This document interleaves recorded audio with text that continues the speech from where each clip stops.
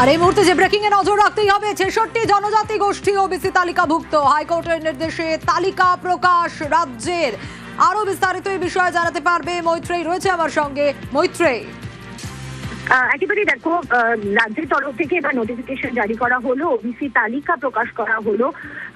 কলকাতা হাইকোর্টের যে রায় ছিল 2024 সালের মে মাসের, যেখানে ওবিসির সংরক্ষণের যে তালিকা, নতুন তালিকা তৈরি করা হয়েছিল, সেটাকে খারিজ করে দিয়ে সর্বোচ্চ আদালত কলকাতা হাইকোর্টের তরফ থেকে যে নির্দেশ দেওয়া হয়েছিল, সেই নির্দেশ কে মেনেই এবার এই 66 কমিউনিটিজ অর্থাৎ 66 জনজাতির নামের তালিকা প্রকাশ করলো, রাজ্য সরকারের তরফ থেকে প্রকাশ করা হলো। এবং এটাও জানিয়ে দেওয়া হলো যে এই ওবিসিদের জন্য যে ওবিসি এ এবং ওবিসি বি দুটো ক্যাটাগরি, সাব ক্যাটাগরি তৈরি হয়েছিল গত সরকারের আমলে, যাতে ওবিসি এ 10% এবং ওবিসি বি 7% রিজার্ভেশন পেতেন, সেটাকেও যেহেতু কলকাতা হাইকোর্ট খারিজ করে দিয়েছিল, সেই বিষয়টাকেও খারিজ করে দেওয়া হলো। ফলে এখন এই যে 66 জনজাতি, তাদেরকে তালিকাভুক্ত করা হলো, রাজ্যের ওবিসি তালিকাভুক্ত করা হলো, বা ওবিসি তালিকাভুক্ত হিসেবে যাদের নাম প্রকাশ করা হলো, যে জনজাতির তারা 7% করে রিজার্ভেশন পাবেন, সেটাও কিন্তু রাজ্যের তরফ থেকে স্পষ্ট করে জানিয়ে দেওয়া হলো।